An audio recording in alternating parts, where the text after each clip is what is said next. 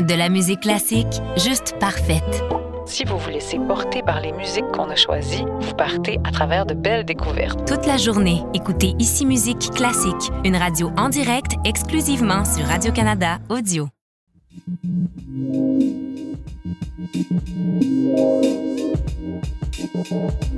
Bonjour, bon mardi, bienvenue à l'émission, c'est Mathieu Balluma au microphone. J'espère que vous allez bien, content de vous retrouver. Merci d'être avec nous aujourd'hui. Grosse journée, lendemain donc de cette cérémonie d'assermentation de Donald Trump. Bien sûr, vous avez peut-être suivi ça au cours de la journée d'hier. Déjà plusieurs décrets qui ont été signés. Pour ce qui est de la question des tarifs, il semble y avoir un certain sursis. Là, on parle de la date du 1er février comme moment où les tarifs pourraient être imposés. On va y revenir tout au long de l'émission. Bien sûr, ça va marquer cette édition de la Une. Mon collègue Jean-Philippe Robillard est déjà à mes côtés à cette heure-ci. Bonjour Jean-Philippe. Oui, je me suis levé plus tôt ce matin. Un peu plus tôt qu'à l'habitude, effectivement. Oui, voilà. Donc oui, effectivement, on va revenir ensemble sur cette journée qui a été quand même chargée. Qui a été longue, pour aussi, Donald Trump, évidemment, qui s'est mis au travail là, très rapidement, qui a signé plus d'une centaine de décrets, même que le réseau américain CBS laisse entendre qu'il en aurait signé 200. Tout ça en fait ce qu'il avait promis à sa base, qu'il avait promis aux Américains là, qui l'ont élu, qu'il était pour faire. Donc, il s'est vraiment mis au travail rapidement. Et vous avez parlé des tarifs. En fin de journée, hier soir, alors qu'il était dans le bureau Oval, là, il a laissé entendre qu'effectivement, éventuellement, donc, il était pour imposer des tarifs douaniers. Est-ce que ça sera de 25 %? Il faudra voir. Donc, des tarifs douaniers qu'il pourrait imposer là, via un décret dès le 1er février. Là. Donc, ça toucherait le Canada et le Mexique. Là. Parfait. On va y revenir en détail avec des extraits dans quelques minutes. Le temps de me tourner vers Véronique Méran. Bonjour, Véronique. Bonjour, Mathieu. Alors, un petit mot de météo pour parler de ce froid qui est quand même encore un peu plus mordant qu'hier matin à pareille heure. Exactement. Donc, on a perdu quelques degrés. On en perdra davantage la nuit prochaine. Alors, c'est la nuit prochaine qui sera la plus froide. La plus froide dans le Grand Montréal, c'est celle-là là, qui pourrait amener le mercure sous la barre du moins 20 parce que Montréal, Rimouski, Gaspé, on n'a pas encore enregistré de moins 20 au Québec. Donc, Québec vient de le faire la nuit dernière, Gatineau également. Jusqu'à maintenant, c'était les 5 municipalités là, dans les grandes villes où on prend les prévisions qui manquaient à l'appel. Donc, la température la plus froide de la saison demeure encore celle qu'on a eue le 26 décembre, moins 17,8 à Montréal. Il a fait moins 17 la nuit dernière. On n'était pas loin, c'était à quelques virgules, mais bref, ce matin, des températures là, au thermomètre, moins 15 au centre-ville, refroidissement éolien, moins 22. Moins 24 en Estrie, ça varie entre moins 25 et moins 26 du côté des Laurentides, la Nodière, moins 25 à Québec, moins 23 à Gatineau. Tenez-vous bien. Moins 35 du côté de Val-d'Or ce matin. Moins 28 au Saguenay. Donc, le point froid, là, je regardais ça au Québec, moins 40 du côté de Chibougamau ce matin. Ouais. Au thermomètre. On parle de température au thermomètre. Ajoutez à ça refroidissement éolien. Ça nous amène sous la barre du moins 20 dans le sud du Québec, sous la barre des moins 30 un peu plus au nord. Donc, oui, ça se poursuit. Et ça va se poursuivre comme ça jusqu'à jeudi. Les températures commenceront à remonter un peu, puis on pense à des températures plus saisonnières au cours de la fin de semaine. Avec ça, ce qui nous aide un peu, c'est que parfois, au cours de la nuit, là, si vous sortez tôt ce matin, vous allez le voir, il est tombé quelques flocons. Donc ça veut dire qu'il y a eu des bandes de nuages.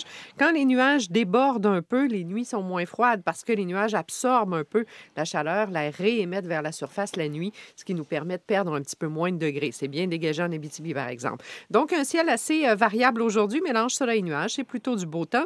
Moins 13 à moins 15. Les températures la nuit prochaine, on a dit moins 21 à Montréal, mais moins 26, moins 28 en secteur montagneux. Beau soleil demain, mercredi, maximum prévu autour de moins 13, moins 14. C'est pas que les vents sont forts, mais juste un petit peu de vent quand il fait froid comme ça, ça donne un bon refroidissement éolien. On pense sous les moins 20, pas mal tout au cours de la journée aujourd'hui. Pour ce qui est de la remontée du mercure jeudi, ce sera moins 8, moins 10 en ce qui est au maximum avec des flocons. 1 centimètre ou 2, pas grand-chose. Alors, du côté de l'Abitibi, beau et froid, ça se poursuit. Maximum de moins 25 aujourd'hui, moins 15 demain. Les avertissements de froid extrême demeurent pour l'Abitibi, le Saguenay, secteur de la Côte-Nord, Haute-Mauricie, là, c'est encore en vigueur. Moins 24, c'est ce qu'il fera au Saguenay aujourd'hui sous le soleil. Le Bas-Saint-Laurent, la Gaspésie, c'est un petit peu plus variable. Il peut y avoir des flocons ici et là. Moins 15 à moins 17, les vents sont présents.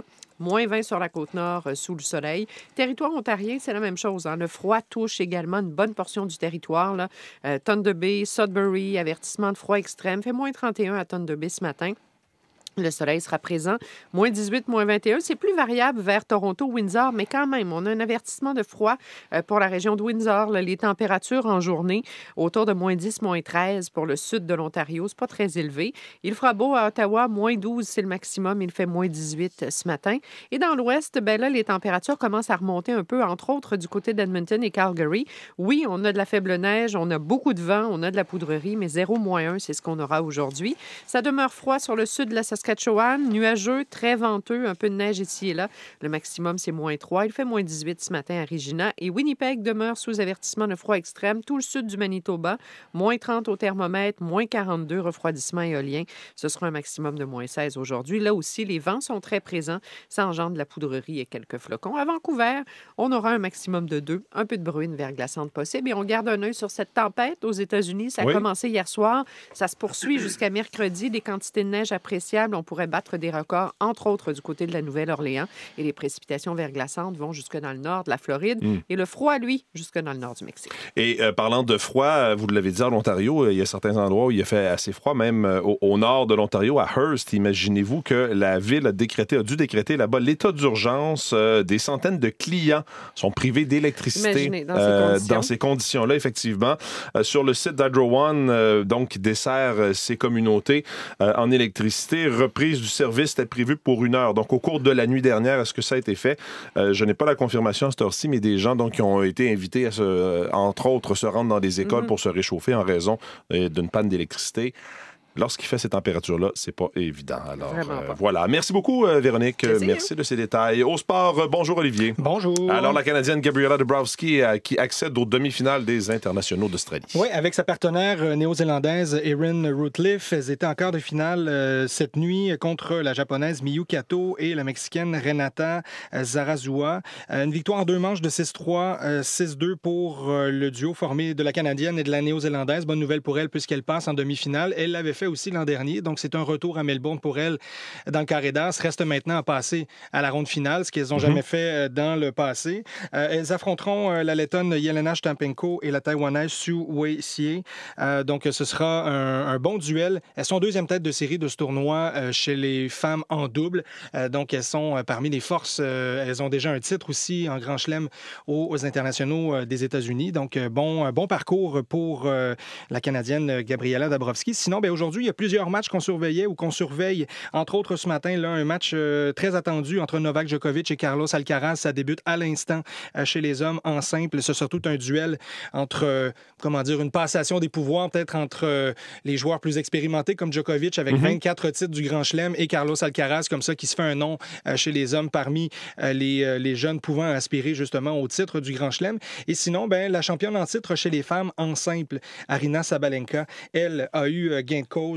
Donc, elle passe aux demi-finales chez les femmes. Et petite surprise, c'est Coco Gauff, la 3e tête de série qui a été chassée de ce carré d'as par l'Espagnole Paula Badosa. Coco Gauff qui avait éliminé Leilani Fernandez un peu plus tôt dans le tournoi au 3e tour. Et donc, pour Gauff, c'est terminé dans ce parcours du côté de Melbourne. Donc, encore plusieurs bons matchs d'ici le week-end et les finales de ce week-end. C'est toujours très enlevant, les tournois du Grand Chelem. Oui, évidemment. Basketball maintenant, l'Alliance de Montréal appartient désormais à des propriétaires locaux. Oui, Joël Anthony, Yann-Philippe Paulus et Léo Buisson, c'est ce qu'on a annoncé hier. Une bonne nouvelle pour les nouveaux propriétaires parce que l'Alliance de Montréal était possédée par la Ligue élite canadienne de basketball. C'est la Ligue qui accueille donc cette équipe montréalaise. C'était elle qui était propriétaire au départ de toutes les équipes, les 10 équipes qui ont été fondées.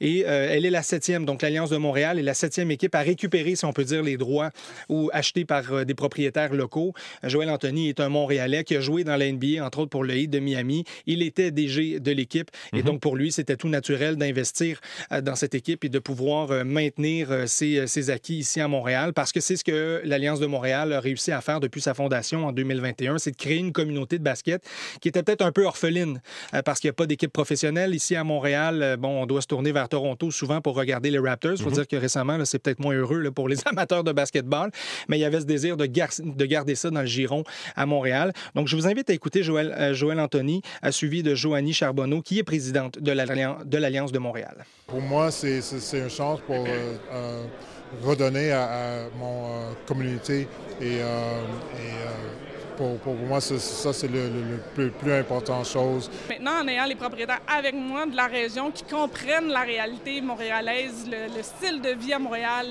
le fait que c'est événementiel, que c'est une ville de basket, ça change complètement la donne à ce niveau-là. Puis ça c'est sûr que pour une présidente, bien, c'est tellement satisfaisant parce que maintenant, on a le moyen de nos ambitions, mais aussi de rêver. Donc, rêver peut-être à des meilleurs résultats parce que l'équipe, c'est vrai qu'elle a été en fond de classement depuis son arrivée dans la LECB. Mais il y a cette ambition donc de faire mieux sur le terrain, mais aussi d'améliorer l'expérience à l'auditorium de Verdun qui est souvent plein pour les matchs. Il y a vraiment eu un engouement pour ça et on voit régulièrement des joueurs québécois qui évoluent dans la NBA, dont Lugansdor, Bénédicte Mathurin, entre autres, qui vont faire leur tour. Donc, vraiment une belle annonce pour le nouveau groupe de propriétaires. Et en quelques secondes, on surveille le Canadien de Montréal qui est de retour en action ce soir. Contre le Lightning de Tampa Bay, un match qui sera enlevant pour le Canadien qui voudra poursuivre sur cette séquence, 12 victoires à leurs 16 dernières rencontres. Le Canadien qui se bat pour une place en séries éliminatoires et bien entendu, une victoire ce soir pourrait permettre soit de s'inviter parmi les équipes repêchées, sinon en tout cas être tout près de cette place en séries éliminatoires. Merci Olivier. Bonne journée. Bonne journée. Au revoir.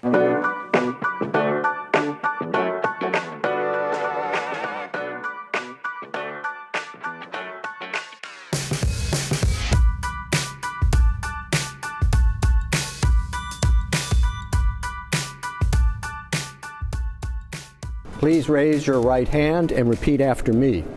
I, Donald John Trump, do solemnly swear.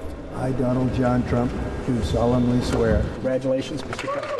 Alors voilà, c'est comme ça, avec cette assermentation, que Donald Trump est devenu officiellement le 47e président des États-Unis. Une journée qui marque l'histoire américaine. Le président a même parlé dans son discours, donc sous la coupole du Capitole, de l'âge d'or des États-Unis, le retour de l'âge d'or des États-Unis. Donc Jean-Philippe Robillard est avec nous. Il a commencé donc son nouveau mandat en signant de nombreux décrets. Oui, effectivement. Il n'a pas perdu de temps, Mathieu, pour se mettre au travail, pour concrétiser ce qu'il avait promis aux électeurs américain et fait assez inusité, c'est dans un amphithéâtre de Washington, devant ses partisans, assis derrière un bureau, qu'il a commencé à signer des décrets, notamment pour annuler 78 politiques de Joe Biden, dont celle qui favorisait la production de véhicules et de voitures électriques. Il en a signé également des décrets pour mettre fin au télétravail des fonctionnaires aux États-Unis et également l'équité d'embauche. Oui, ça s'est poursuivi aussi. Il en a signé dans cette aréna, mais ensuite également au Bureau ovale. Oui, c'est ça. On n'a pas le nombre exact là, de décrets qu'il aurait signés hier. Il y en aurait promulgué plus d'une centaine et selon le réseau américain CBS, Mathieu, il en aurait signé jusqu'à 200 hier. So this is a big one. Alors, il a notamment proclamé une urgence nationale à la frontière américano-mexicaine, en plus de demander la fin de la citoyenneté américaine automatique là, pour les enfants nés aux États-Unis. Il a également reporté la suspension de TikTok de 75 jours. Et il a aussi décrété une urgence nationale, Mathieu, liée au coût de l'énergie pour encourager l'exploitation du gaz et du pétrole aux États-Unis. Immediately withdrawing from the unfair one-sided Paris climate. Et ça, c'est un peu plus tôt dans son discours dans la rotonde du Capitole aux États-Unis, où il avait annoncé qu'il était donc pour retirer les États-Unis des accords de Paris. Ce qu'il a fait, il a signé un décret en ce sens-là. Il a aussi signé un décret qui fait en sorte que son pays se retire de l'Organisation mondiale de la santé. Ça, Mathieu, c'est pas anodin. Ça aura un impact important, tout comme le retrait également de l'accord de Paris. Il a également promulgué un autre décret pour gracier les émeutiers, tous les émeutiers de l'assaut du 6 janvier contre le Capitole. Et ça, on parle de quelques 1500 personnes. Dont certains, au moins 2 personnes qui avaient été condamnées à des peines importantes de prison, 18-22 ans de prison. Donc, politicien, milieu des affaires au Canada, ici, soupir de soulagement, peut-être bien temporaire, ce soupir de soulagement, parce que, pas de signature de décret d'augmentation des tarifs ou d'imposition des tarifs douaniers, mais ça pourrait être imposé bientôt, ces tarifs, selon le président. Oui, très bientôt, et ça, dès le 1er février. C'est ce qu'a dit un journaliste dans le bureau ovale, un journaliste qui lui a posé la question à ce sujet-là. Donald Trump qui a indiqué qu'il songeait à imposer des tarifs douaniers de 25 % sur les produits provenant du Canada et du Mexique. On l'écoute. We're thinking in terms of 25% on Mexico and Canada because they're allowing... Et on sait donc que le nouveau président américain veut forcer Ottawa, veut forcer également le Mexique à mieux contrôler, on l'a beaucoup entendu au cours des dernières semaines, à mieux contrôler leurs frontières face à l'immigration clandestine et également au trafic là, de drogue, au trafic de fentanyl. Ça fait réagir évidemment ici au pays. Oui, entre autres des membres du gouvernement Trudeau, du cabinet Trudeau qui sont actuellement réunis en retraite à Montebello, en Montérégie. Alors, ils n'ont pas tardé à réagir. Je vous invite à écouter la ministre des Affaires étrangères, Mélanie Joly, qui affirme que le Canada, Mathieu, est prêt à contrer les mesures tarifaires de Donald Trump. Première étape, prévenir les tarifs. C'est pour ça que nous avons un bon plan pour la frontière. Deuxième étape, préparer notre réponse. C'est pour ça qu'on est ici avec les collègues à préparer notre réponse avec le premier ministre. Et finalement, troisième étape, préparer la réponse à long terme pour le pays. Et selon nos informations, le gouvernement Trudeau n'aurait pas l'intention d'appliquer son plan de contre-tarif douanier avant le 1er février. Ce sera entre autres, il pourrait y avoir entre autres le jus d'orange de la Floride qui serait touché, le bourbon du Kentucky et certains produits électroménagers dans un premier temps, donc qui pourraient être touchés. Là. Merci beaucoup, Jean-Philippe. Merci, au revoir. Bonne journée.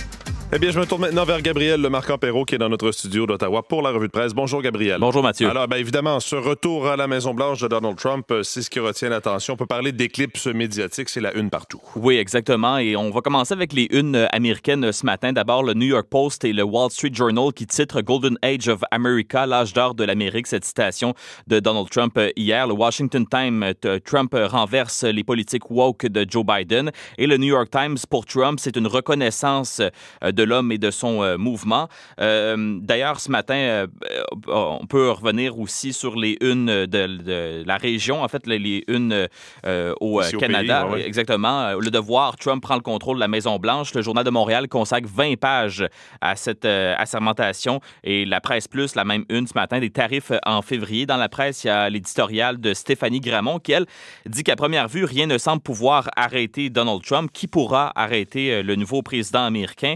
Donald Trump pourrait se mettre un doigt dans l'œil, dit-elle, avec sa promesse de déportation massive, la plus vaste de l'histoire américaine. D'ailleurs, il en est question sur le site du Courrier international. Trump lance sa vaste offensive anti-immigration. Des batailles judiciaires interminables à l'horizon, dit le Washington Post dans l'article du Courrier international. Sinon, dans les chroniques et dans les éditoriaux aussi ce matin, la chronique de Josée Legault dans le Journal de Montréal qui, elle, revient sur cette citation dont je vous parlais, l'âge d'or de l'Amérique. Elle dit « L'âge d'or de l'Amérique débute maintenant. Rien de plus typique des discours de type messianique que la promesse d'une renaissance dorée après une longue traversée du désert sous des dirigeants corrompus. » Alors, vous pourrez lire sa chronique ce matin dans les pages du Journal de Montréal, où le Journal de Montréal nous présente aussi la liste des décrets mentionnés par Donald Trump hier. En veux-tu des décrets en v'là?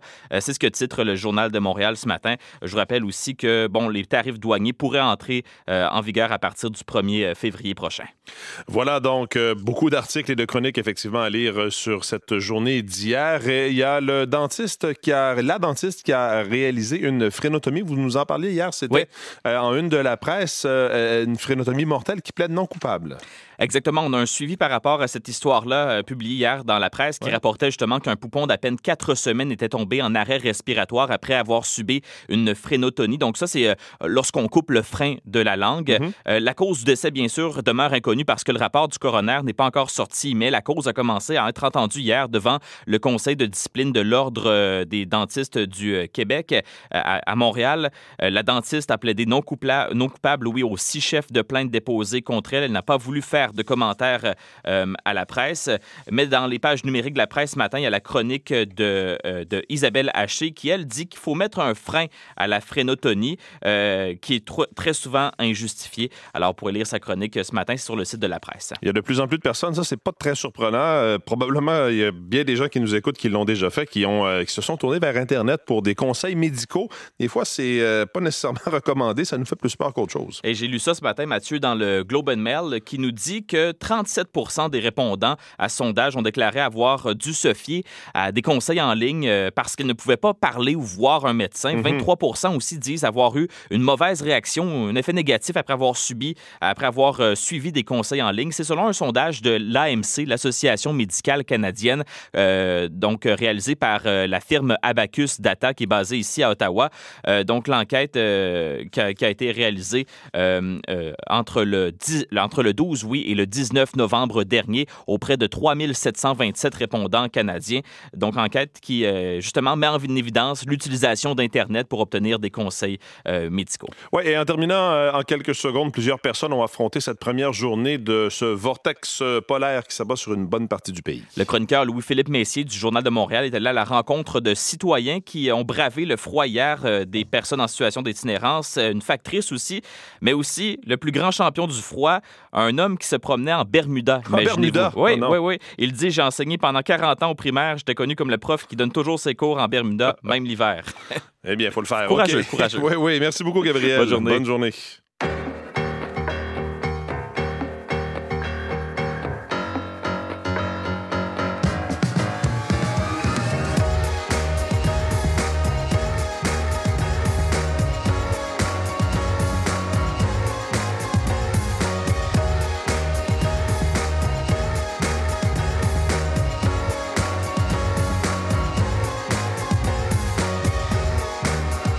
Alors évidemment, ce que l'on va surveiller aujourd'hui, ça va être la suite de ce second mandat de Donald Trump. Il y aura d'autres réactions à prévoir aujourd'hui. Il y aura certainement des réactions en provenance de partis politiques au Québec. Ce sont les caucus pré-sessionnels. On se prépare au retour à l'Assemblée nationale au Québec. C'est le cas pour la Coalition Avenir Québec, le Parti québécois également. On va aussi se rendre à Montebello, en Outaouais, où sont réunis les ministres fédéraux, les ministres du gouvernement Trudeau. Donc, on aura plus de détails sur leur réaction par rapport à cette menace tarifaire qui pourrait prendre forme le 1er février, selon ce qu'a dit Donald Trump hier. Et on aura des données également de Statistique Canada sur l'indice des prix à la consommation, sur l'inflation. Ça va venir un peu plus tard ce matin. Vos équipes du matin, justement, vont prendre le relais dans les prochaines secondes. Quant à moi, je vous retrouve dans les radiojournaux.